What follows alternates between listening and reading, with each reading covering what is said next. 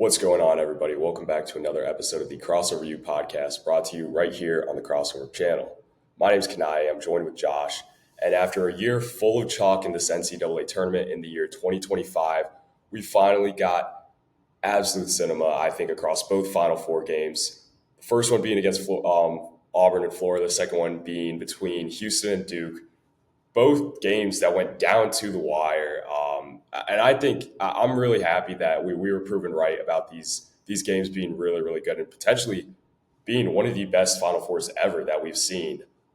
It just in terms of everything that was on the line, legacy wise, 4 seeds making the tournament for the first time since 2008, which was also in San Antonio. And I mean, that was a great Final Four in 2008 as well. San Antonio really does deliver every time they host a Final Four. But yeah, I mean, I think it was really important that these games were as good as they were for the sake of the sport in a year where everyone was complaining about no Cinderellas, all this chalk, all this talk about NIL ruining the game. But you have to remember the good teams are going to play each other at some point. Maybe this was just a year where the good teams were just really a tier above the rest of the playing field. And again, the good teams have to play each other at some point, and that's what we saw last night. Two really great games. I'm really happy we got those matchups because I do think that is probably a top three, maybe at worst top five Final Four that I've watched in my life. Definitely. I mean, it's probably the best Final Four I've ever watched, and I guess I'm a little bit newer to the sport than you are. But if you look at all the Final Fours from this decade, it pretty much tops all of them. There are individual games that I think are better than the two games we did see, like FAU San Diego State and UCLA Gonzaga are probably the two that come to mind. But I still Yeah, that feel was a as good Final Four. though this Final Four, from the concept of it being all 4 1 seeds and these teams being some of the best teams in KenPom and just every other stat line we've ever seen, and just the potential of their players, it really just means that we were going to get a good set of games regardless of what happens. And I'm glad we got what we got. But let's first discuss Florida and Auburn. Honestly, what is your big takeaway from this game?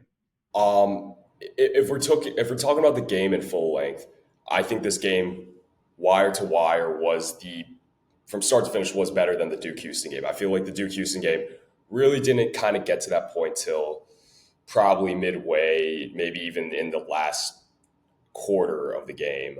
For say, of course, they only play halves, but yeah, I mean, I honestly thought Florida was dead in the water. I've fallen victim of this in every game Florida has played this year, where they go down 8, maybe go down 10, 12.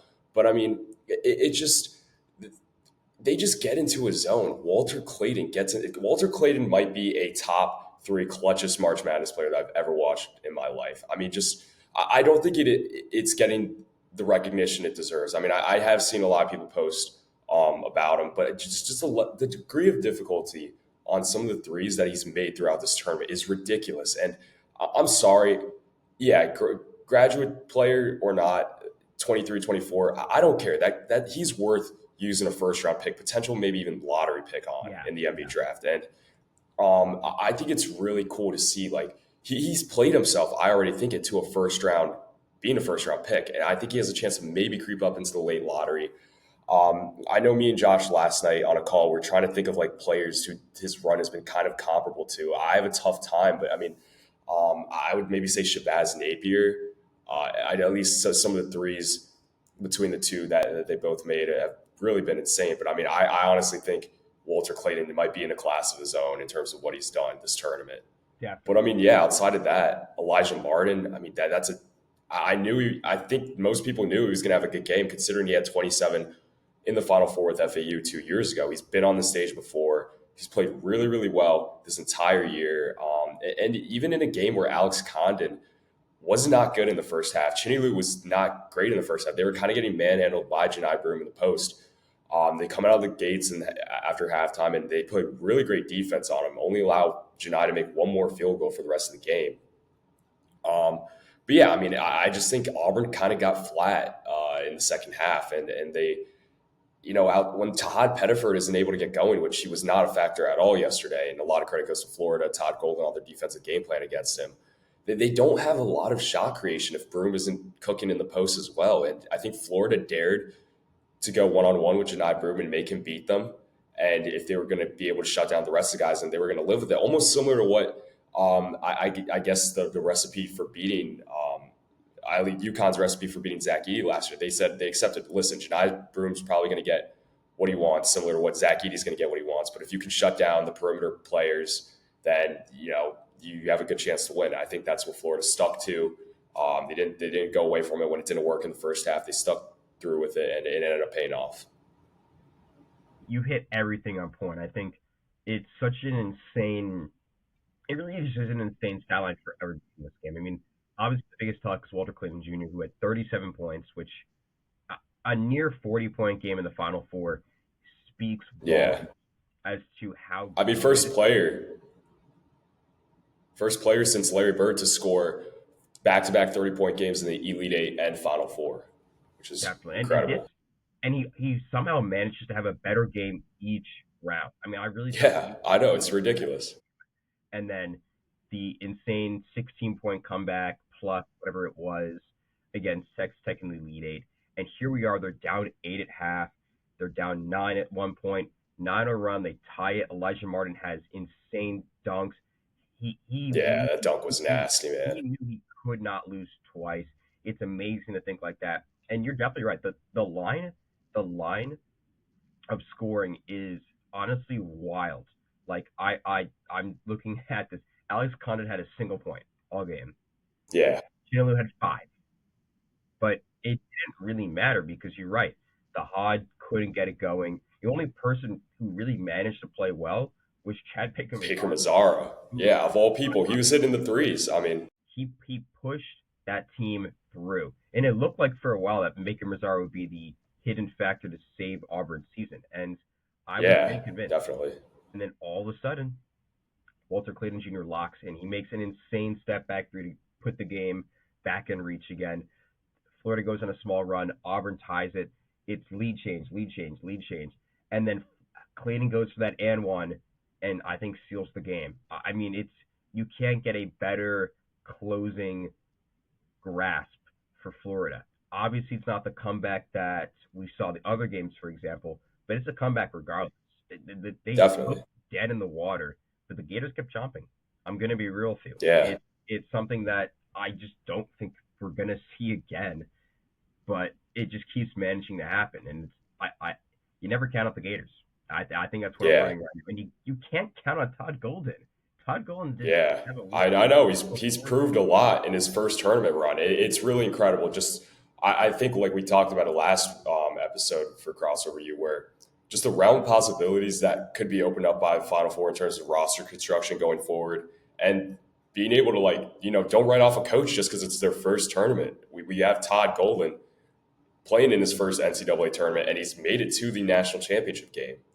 And just to go back to Walter Clayton, it really is so unique the way he plays. I mean, that guy's control of his pace, the control, he makes the whole game play to his pace. You can't speed him up. He's able to, I mean, he got to the lane easily, no problem, every time he wanted to last night. I mean, he's literally laying the ball in with no problem. Like, he probably could have walked, into the paint and laid it up if he really wanted to at times. I mean, just there was no one to meet him at the rim. I mean, Janai Broom was not there to bring any sort of rim protection or last line of defense. And I mean, I think a lot of it just kind of falls on, Auburn's perimeter players not being able to communicate over ball screens. And I mean, I think Houston is a lot better of a defensive team when getting over ball screens and how they communicate with switches than Auburn is. So I'm going to be interested to see how Walter plays against as potent of a defensive team as Houston. But yeah, I mean, just he should go down as one of the best / clutch players in the history of the tournament. And up there with the Florida greats. I mean, I don't know if he. Yeah, definitely. A guy like any of the guys from that 2006, 2007 run. I mean, I didn't know this till last night. He was the first. He's the first team All-American in school history in basketball, really? Which I didn't know. That's actually very surprising that somehow. Yeah, I would have thought someone from that 06, 07 would have gotten on a nod towards the first team All-American. I mean, it definitely shows for Clayton. I mean, yeah, he could go down as the greatest Florida Gator that's ever Yeah, played ball there, and he's only been there for 2 years, which really right. shows I know it's incredible to how think big of an about. influence he's been. And remember, no one saw this team coming Yeah, out this season. They were lowly ranked. They didn't see them being a top team in the SEC. They came out of nowhere. They won the SEC, and people still kept ignoring them. And look where they are now. I yeah, have no other words, but I think we need to turn the conversation over to Auburn now, and we really got to talk about what a season. right. I think it's still a pat on the back for Bruce Pearl. I get it. It's another Final Four where Auburn just goes short. It's another year where he just hasn't had what he need to have. What did Yeah. Auburn do to put themselves in for this game? Well, for one, I think it definitely hurt when Todd Pettifer got in foul trouble. He picked up his third foul. I want to say late into the first half, or I forget when it was, but that doesn't help because, like I mentioned a little bit ago, outside of him, when he's not on the floor, there's not a lot of shot creation when Janai Broom isn't getting going in the post. And then honestly, guys just, your normal shooters weren't hitting their shots. I mean, Denver Jones had some big plays, but he was kind of a quiet, kind of became a non-factor later in the game. Miles Kelly, made two threes, but outside of that, he had a lot of other great open looks that he either just missed or maybe forced at times when he was covered. On top of that, I just think again that their defense was not great in terms of how they communicated over ball screen switches, allowing Walter Clayton to get downhill. And yeah, in transition, I thought they were a little, they needed more energy, but yeah, I mean, I think it really kind of came down to just really bad late game execution and kind of guys just not showing up in the big moment. Janai Broom missed two free throws, which was you know crucial. You needed to make those when you were down. What was it, one or two at the time? Maybe three, I forget. But yeah, Janai Broom has to knock those free throws down. He misses both of them. Chad Baker Mazzara has a travel where he goes for the up fake, but leaves the ground and tries to come back down. He ended up knocking down the three, but of course it was a travel, so it doesn't count. And yeah, I think you're just in a really bad spot if you're relying on Chad Baker Mazzara to go and win you a game, score with the scoring. I have to give him credit. He did hit a lot of big shots. I think he made like 4 or 5 threes on the night, but yeah, I just don't think that's a recipe to win with this Auburn team. And it is unfortunate because this Auburn team was really fun to watch the whole year. I mean, the level of team chemistry they had and how much you could tell these guys really do like playing with each other. And I love Bruce Pearl. I really do feel for Bruce Pearl. Two times in a row now, he's lost in the Final Four in really heartbreaking fashion, and it is really just incredibly sad to see a team that was this likable kind of go out in this fashion. But yeah, I'll turn it over to you I if you mean, want to give your I thoughts on. agree heavily. I mean, obviously the biggest problem was the Hod and mostly Johnny Broom. Florida's defense locked in as well towards the end. I have to give them credit; they've been very underrated on Yeah, defensive ends. Florida is a taller team than they give off, and while Auburn is a very tall team as well, they played the height battle perfectly with their defense. Um, I think free throws mattered a lot as well. Clayton was 7 for 7 from the line. I think Florida really managed that perfectly well. And momentum shifts too. Auburn never seemed to pull away. There was never a moment where it looked like the Florida players were chucking up shots that we knew like were prayers. Auburn just couldn't get away from Florida's aggressiveness and greediness. They got a lot of good steals, a lot of good turnovers in the second half. And while Florida looked sloppy to start off the game, that sloppiness completely got removed towards the later 10 minutes of the second half. And when Florida was at its strongest, Auburn was at its weakest. And you can't really put it under anything else. And there were good performances. I think Dylan Cardwell had a great game. I think obviously yeah, Big he River did. had his best game and what could be his last, if anything else. So I think it really does show where this team was going. And yeah, if Auburn won, I wouldn't be ashamed. Great season. I do want Bruce Pearl to win a ring eventually. And I thought John Yeah, for Gruden sure. not winning the Wooden Award probably could have given him more energy to win that game, but he was stuffed. He was stuffed most of that game. Yeah. And speaking of Broom, do you think he goes down as the best Auburn Tiger? I think he does. Just considering what he's done over the past 2 years, I mean, I was one person who was kind of in the boat of over the summer going into this season. Janai Broom had already gotten to an elite level last year, and a lot of people, I think, including me, that their question was, "All right, he's at this level already. Is there another level he can jump to?" And I just wasn't sure if he could, and he did.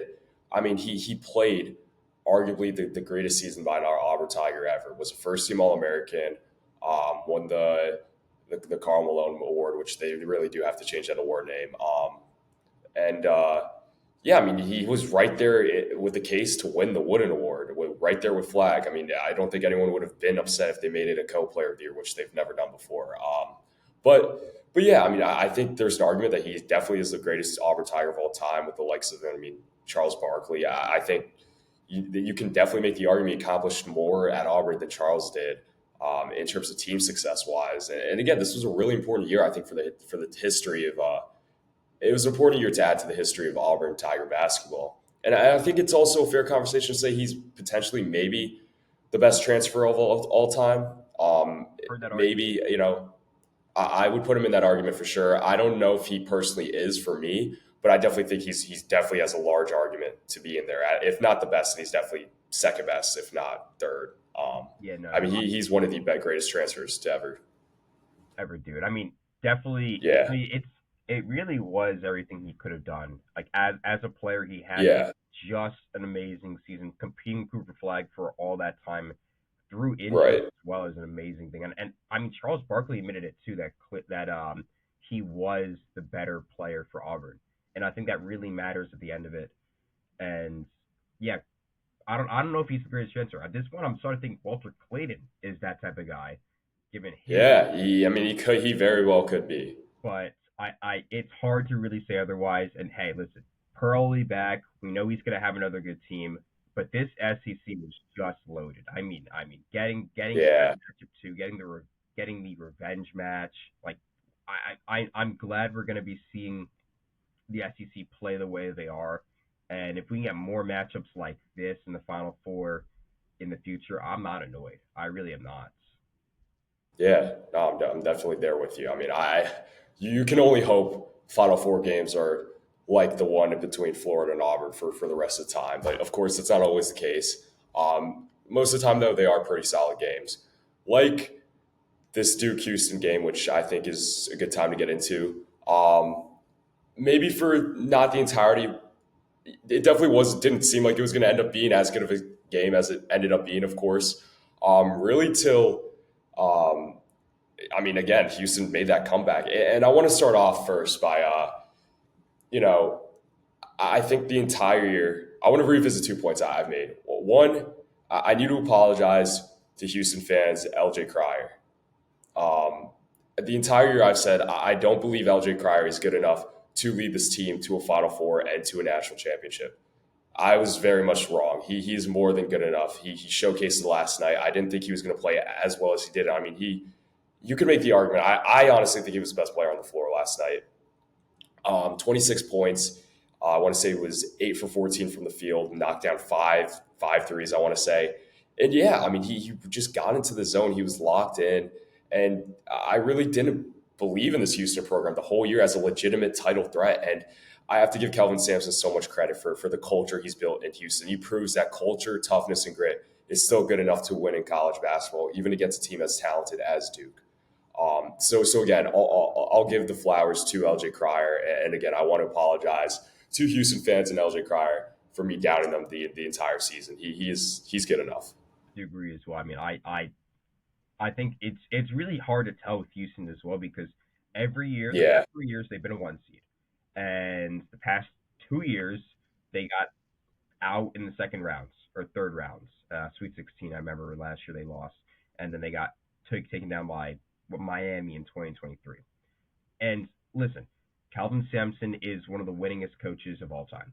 He's done so much work for a Houston program that was in the gutter when he came around in the early 2010s. But I just didn't see this team being anything better than they were the past 2 years. I had them going out to yeah, Gonzaga making the Final Four, and it looked like it. yeah. Me too. Houston got punched. They got punched by Gonzaga. They got punched by Purdue. Those were two games that honestly could have gone the other way, but they held on. They defeated Tennessee, and they kind of changed a couple minds, but people really ignored it because of how good Duke played. And Duke wasn't challenged. That entire bracket region, there really wasn't a challenge other than Bama, and Bama never really showed the true force of like a Mark Sears. Right. Right. And then Houston comes in, and to start the game, they don't look like it. They're down six at half, Yeah. but there were points where they were down almost double digits. And the second half, it looked even worse. And then all of a sudden, something changes. There's just a change in mentality, a change in defensive mindedness. I don't know what it really was. Maybe it was Kelvin Sampson really learning what Duke was on offense, or his starting five really recognizing that this is their chance. You know, they haven't made a Final Four since 2021. They got pretty much pummeled by the national champion in Baylor, and Right. this team did not want to be another footnote in the long, long, long history of Houston making these big games, but never winning a natty. And it showed. This was probably the best game Kelvin Sampson has ever coached in his career. Yeah. I Masterclass top from it him. off with that. And it says a lot too for Houston because we've said this entire year that Houston's Achilles heel was their offense. They have great defense, but they don't score that many points. And yet they had a 9-0 run in 33 seconds to cap off the game. Where did that come from? I just don't understand Yeah. how they. I know. It was incredible. I mean, it was one of the craziest things, if not maybe the craziest sequence that I've ever watched in my time watching college basketball. But I mean, again, you have to give all the credit in the world to Kelvin Sampson. He stuck to his principles of, hey, we're not going to change who we are or how we play in this game to beat Duke. And we think we very much can beat Duke. We're going to beat them on the glass, which I want to say I think they ended up beating them on the glass. You can cross reference check that, Yeah. but yeah, I mean, they were going to play their slow, physical, gritty style of play. And I mean, there's points where when they go down 14 or when they're still down, 10 or so with only like 4 minutes left, I forget what it was. I'm like, when are they going to speed it up? Like they're running out of time here.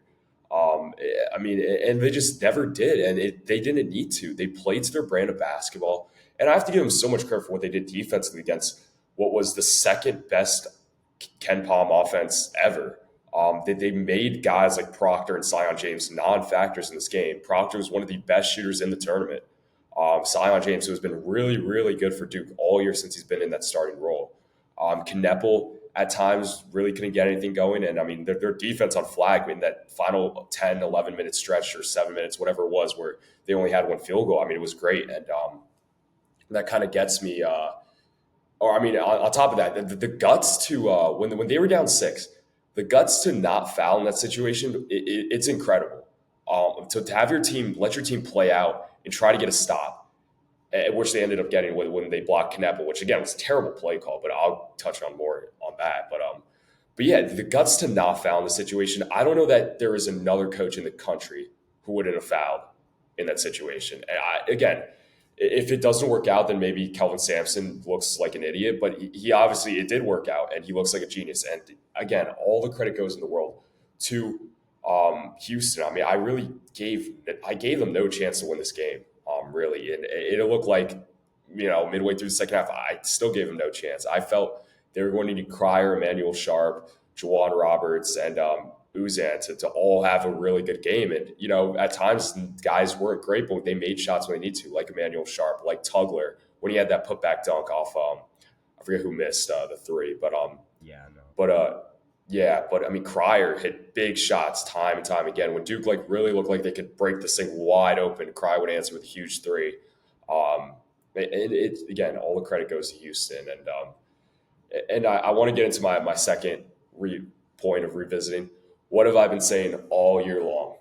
John Shire cannot win the big game. And I do want to come out and say, I do think it is a little unfair to criticize John. I mean, it's fair to criticize him, and he's going to be getting a lot of criticism, and a lot of what has transpired over the last 2 years at Duke is going to loom around in his mind and around the country in college basketball for a while. But it is important to remember he is filling in for arguably the greatest, if not, uh, one of, if not the greatest coach to ever do it in college basketball, Mike Krzyzewski. And to come into Durham and already make the tournament in your first 3 years, make a Final Four in your third year, and already done the job in the recruiting world that he's done. I mean, a lot of, you do have to respect John Shire a lot, and he is a good coach, and I'm sure one day he will obviously get to the top and win a national championship. The guy's only 37 years old. He has a long future ahead of him in the coaching.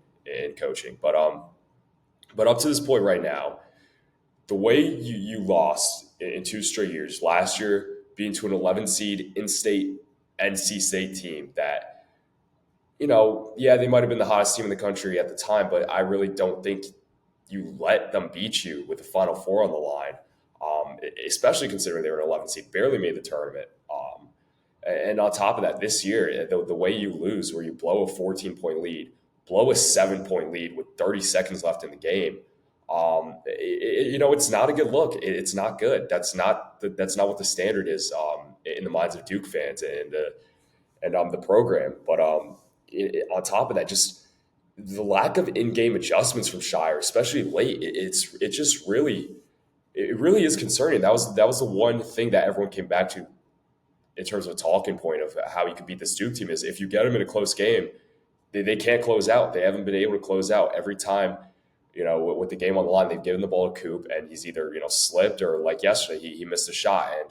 And Flagg came out after the game, his post game press conference said he was asked about the shot. He said, "Hey, that's just what Coach drew up." And Shire talked about it. He said, "Hey, I'm taking the best player in the country 6 feet away from the basket to take the lead any day of the week." And honestly, originally I was like, "Hey, Coop got to his spot. He elevated.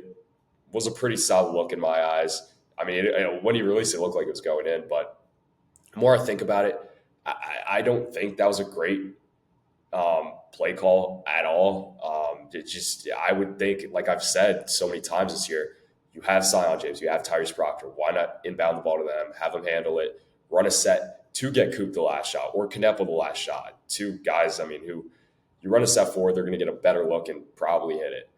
Again, and Juwan Roberts started the game on Cooper Flagg. That was the matchup Houston wanted. And for Coop to, I mean, he had no mismatch there. He took the matchup that Houston wanted, and Juwan Roberts defended that shot great. And they did get lucky. Coop missed it. But I mean, yeah, that was exactly what Houston wanted, and a lot of credit goes to them on how they defended the final shot from Coop. If I can even go deeper into this, the big talk I saw was, think about this: with 8 minutes left in the game, Duke goes up 14 points. They don't score for another 5 minutes as Houston goes on a 9-0 run to make it a 4-point game. And, Duke slowly pulls away. They get that small bit of leverage room. And it looks like, a game that Duke, slowly fumbles and Houston tries to get back to. And some late, style Duke team turns it around and stops it. And it looked like it for a good second. Cooper Flagg gets that great block with just slightly over a minute left. Right. And they're still up 7 points. And then you get the steal. Then Tyrese Proctor turns it over. Then Tyrese Proctor misses a free throw, which I will say if there's any player to blame this game on, it is probably Tyrese Proctor. Not that he is the main reason, but I still feel like there was some horrible playmaking towards the end. And Cooper Flagg had an amazing He had nearly 30 points, and he left it all out on the pace. That's the truth of the matter. He played a great game as we expected him to, but the secret to Houston's success is their depth. I think it showed in this game that Houston is a deeper team than we ever thought. And I had a feeling they were as well, but I didn't know if that mattered. And it showed. Juwan Roberts, a double-double. Tugler had just a great moments throughout the game. The putback dunk is the biggest one. He only had 4 points, but I think those 4 points really mattered a lot. Cryer came alive. He had 26. He finally had his moment. Emmanuel Sharp played perfectly. Luzon played great. They out-rebounded Duke by almost 10 in this game. They got the offensive boards. They got the steals. They looked bad with turnovers in the first half and then looked great in the second half. And they kept the fouling at a good level. I really think the team found a rhythm and they made it work.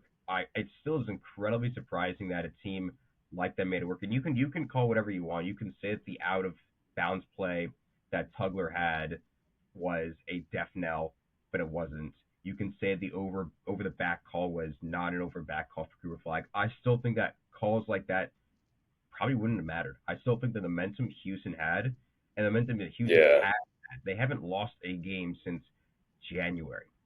This is a team that has lost just, I think, 2 games since the start of conference, not even conference play, but ever since the major tournaments of the first half of the season ended. They lost once to Auburn by 5, and then every other game was in overtime. This is a team that just doesn't really lose. And while you could say the same thing about Duke, given how close their losses were, when it really comes down to it, Houston's defense beats Cooper Flagg's closeout games, and yeah, there's really no other way to put it. And I don't know. I'm still shocked about this. I yeah. never saw this happening. I thought Duke was going to be winning this game by 10 plus, and it looked like it up until the last minutes, which is an insane thing to think about. I mean, And this is I just really felt. Oh, go ahead. no, Sorry. I mean this is probably going to go down as the greatest comeback in Final Four history. Yeah, I Like mean, this this it's up there, man. this rivals that Kansas comeback in 2022. Honestly, Yeah, if not even more shocking because of the fact that Duke was favored by 5 points. Honestly, they should have been favored by even more. I would have put them as almost yeah, 7.5, but yeah, it just didn't matter. Somehow the Houston Cougars have willed themselves to the Natty for the first time since 86, 83, whenever NC State won it. Like it's a ride. It's a ride that I think everyone needs to understand. And you were definitely right. I think at the end of the day, defense wins championships. And you got, hey, yeah. great thing with the crowd too. Putting the game in San Antonio, Right. That definitely helped. That definitely it helped. definitely helps. And after all the years of them trying to have a game in Texas, I mean, we know they had the game in Houston in 2023 when they were a 1 seed. There was all that talk about if Houston beat the Final Four, they're winning it all. They couldn't get that done. Last year, they couldn't get that done. They had a great opportunity to play to a Final Four. Couldn't get that done either. Third tries to charm, apparently. Yeah.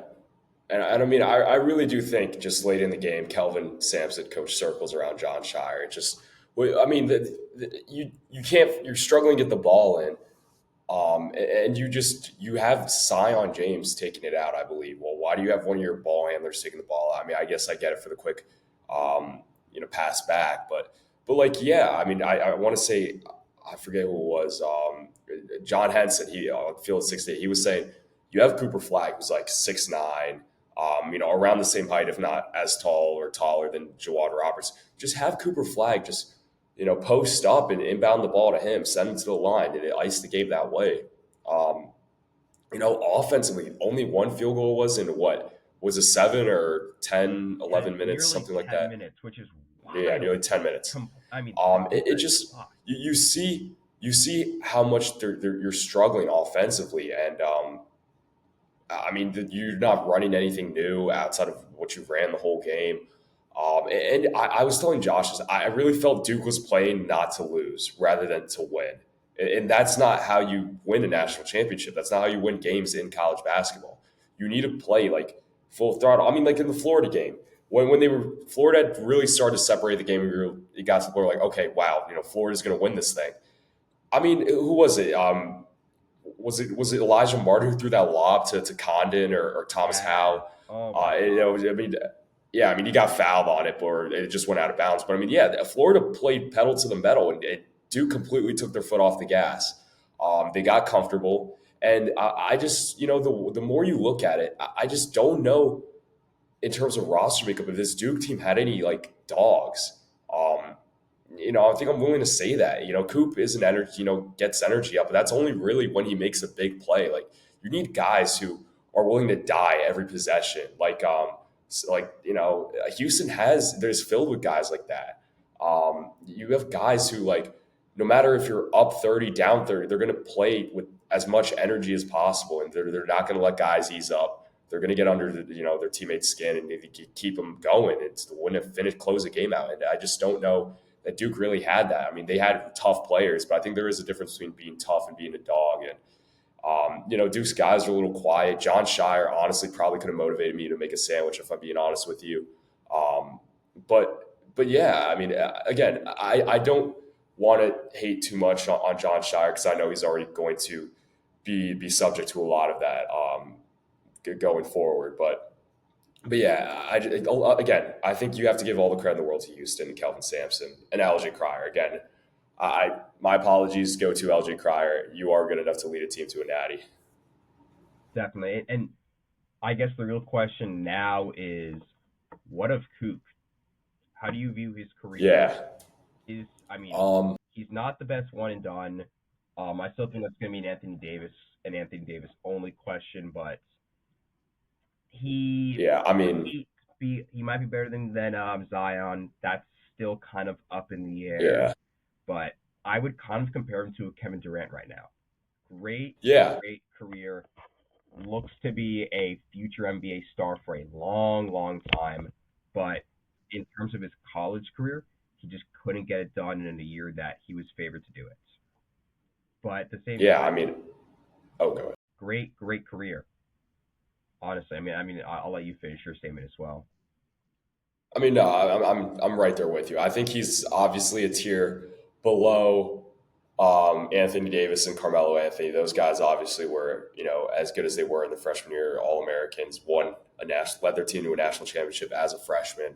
But yeah, I'd probably put him in the tier of like a Zion, like maybe a John Wall, Kevin Durant, guys of those likings. He accomplished really everything he could have outside of winning a national championship. He was, All-American, freshman of the National Freshman of the Year, Wooden Award winner. I'm sure he was the tournament MVP in the East region, probably. It's just a really great freshman year from him. I know there's talks about him coming back. The way he sounded in his post-game interview, I think he's done in college. I think he's going to league, which probably is a smart thing to do, considering I know NIL is a factor now. But if you get hurt, you don't want to risk that. Really great year watching Cooper Flagg play college basketball. I think he brought a lot of much-needed attention to the sport, viewership-wise. I know college basketball viewership numbers have been up this year.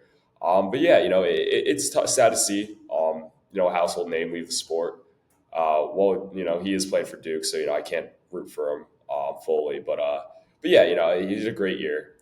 He's going to be the number one overall pick. Nothing to be ashamed of. He played really, really well outside of, maybe some of the late game blunders this year. But again, one of the best freshman seasons we've ever witnessed. Definitely. And the best Duke season since 2015, without a doubt. Oh, yeah, for sure. No doubt. Got to give him credit. But I think now's the time we could really have the fun discussion. Who wins the Natty on Monday night? Because going into this Final Four, I felt like Duke was getting the slam dunk. I thought they were beating Houston by 10. And then as wily and as strong as, that Florida team was, or as Auburn could have been, I just saw Duke managing to pull away regardless of what happens.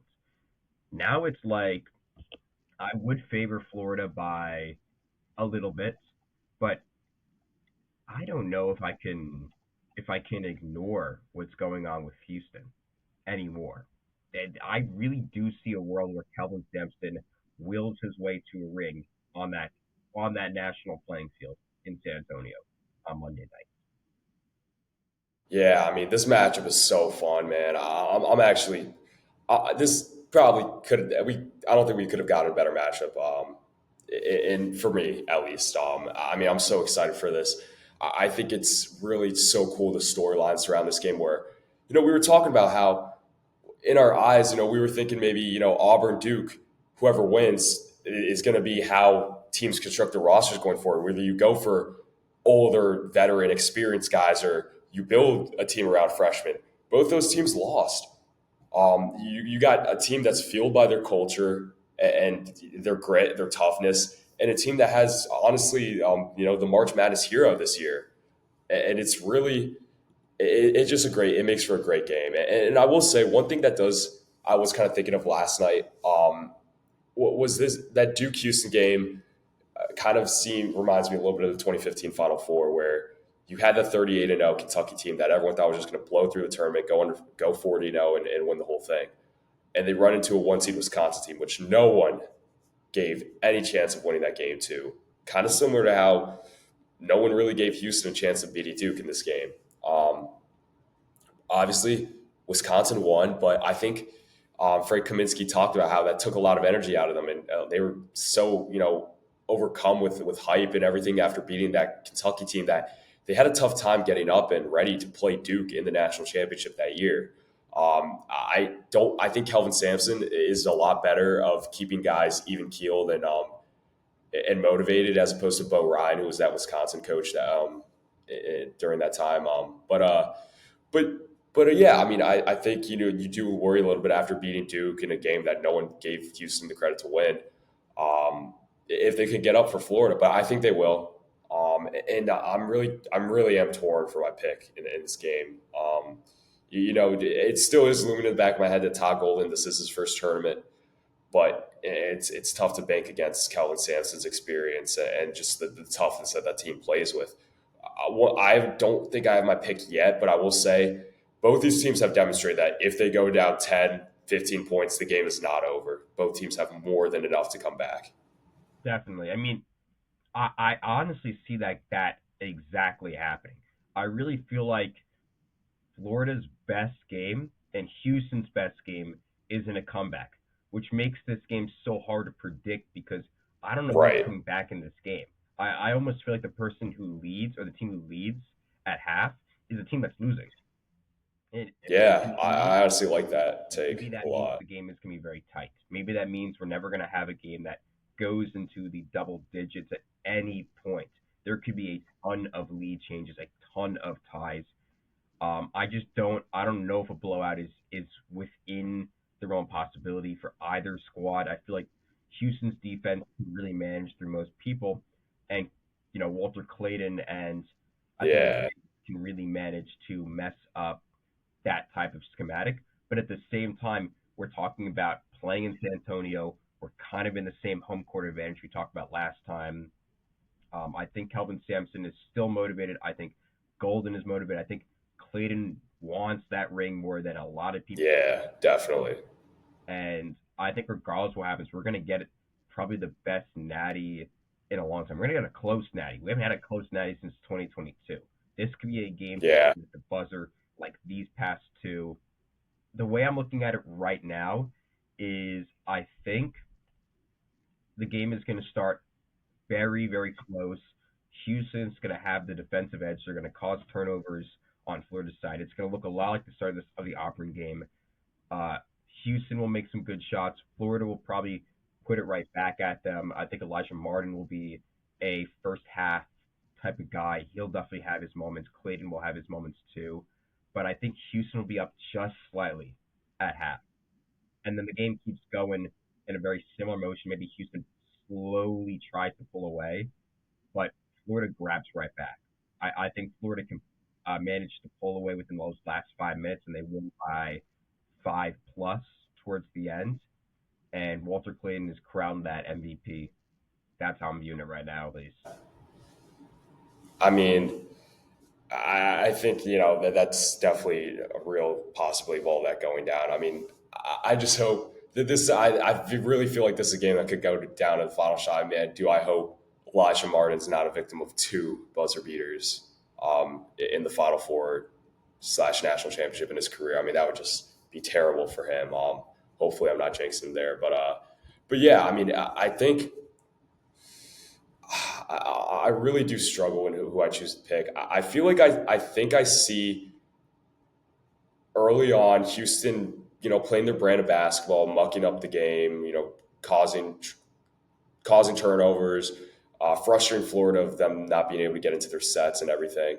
That being said, I think as this first half kind of progresses, Florida will get into a rhythm. Like you mentioned, I think Elijah Moore will have a big first half. Walter Clayton will hit his shots. I think Alex Condon will play a lot better than what we've seen out of him the last two rounds. Um, Will Richards, I think he'll have, moments here and there. And I think Florida goes into the break up a little bit. That being said, I think Houston comes back, and I think it's wire to wire throughout the rest of the game. Um, I really have a tough time picking who I want to who I think wins. I want to go with. I think I might go Houston here. Just taking into account Kelvin Sampson's experience, no one expected them to be here, and I mean they've proven everyone wrong once, and they're probably thinking, hey, if we could beat Duke, we could beat anyone. And I mean, again, Todd Golden, impressive run. It's still looming in the back of my mind that this is his first tournament, and there's just a lot of guys who maybe haven't been in the spot before on that roster. Let me tell you though, both these teams are these are probably both two of the most battle tested teams in this tournament this year. Just the terms of the games they've gotten and how they've been so tight. And Florida's gotten everybody's best shot. I mean, they had to take down Dan Hurley, who probably coached the best game of his career in that game. They were down big to Texas Tech. They got in a close one with Auburn.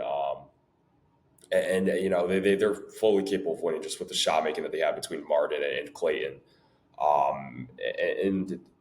Houston, again, they've been in some battles, like you mentioned, the Gonzaga game, the game against Purdue, Duke. They beat Tennessee handily, but again, after that, they had to go and face Duke and, pulled that one out. I mean, I'm really not comfortable picking a team here. I think I just lean slightly towards Houston just because of Kelvin Sampson. But let me tell you, this is going to be a great game. I mean, you're not wrong. Hey, listen, I like having the split viewpoint. I want to choose Houston, but I've never seen Florida. I've never seen any team play like Florida.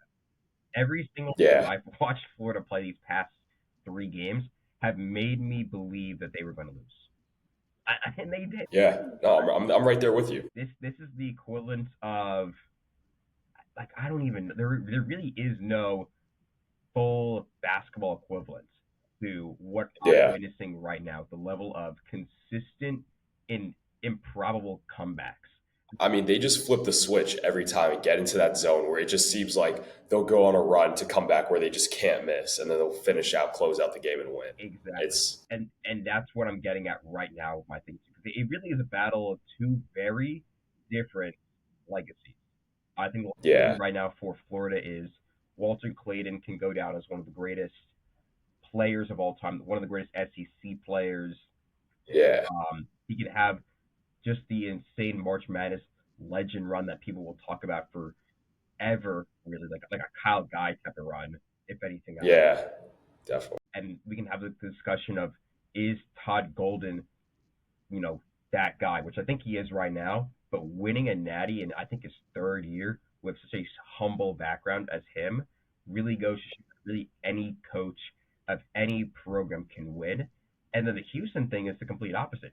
Kelvin Sampson could be the oldest coach to win a Natty Yeah, on his first Natty after all the wins he's had, through all the struggles, after nearly 40 years in the business.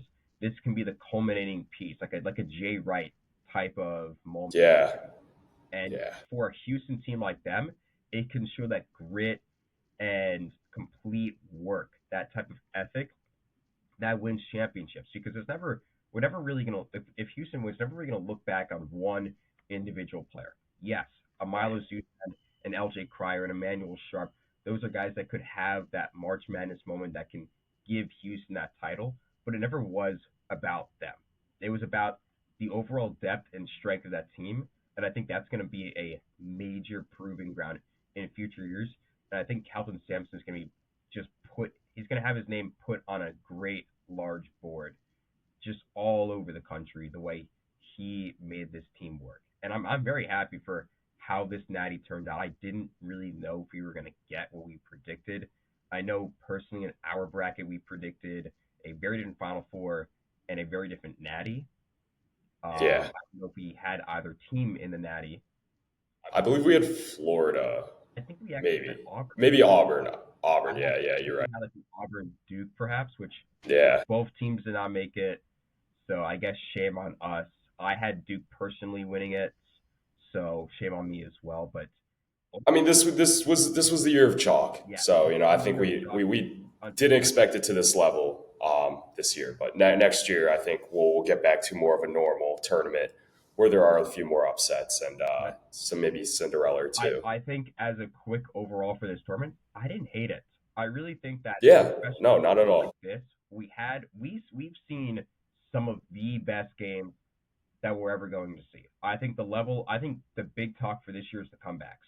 The insane level Yeah, of comebacks, definitely. these last minute pullout games by just a insane amount of teams.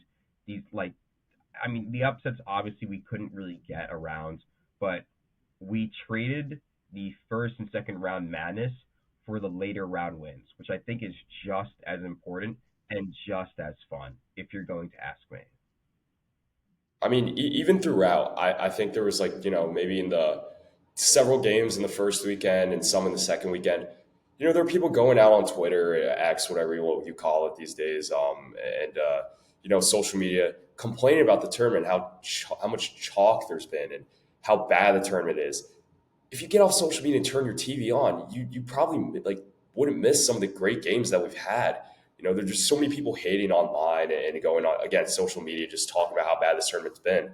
When you probably missed out on a lot of the great games that there's been this tournament. I mean, like, I, I forget off the top of my head which one, so which doesn't have my point here, but yeah, I think there's a lot of good games where you just sit down and watch, and you're like, hey, I mean, it was pretty solid wire to wire. It's good shot making. I mean, I think it was a really solid tournament. I don't think it's going to be remembered that way, but it really was, and I'm really glad the Final Four really does help the case of where this tournament stacks up all the time because it needed it for sure. Definitely. I mean, Um, no, yeah, I mean, honestly, to put your point in, you missed that you couldn't find games.